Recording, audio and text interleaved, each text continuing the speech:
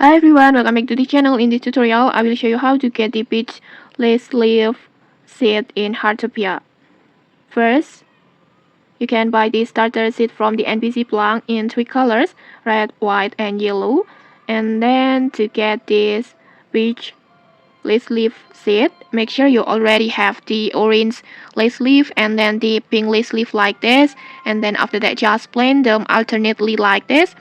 You can also plant it besides the yellow flower or white flower or the red flower, and then just place it like this. You can just copy my layout, and then after that just wait them until it's bloom like this, and then when they're bloom, just keep watering until the floating seeds appear above the plant.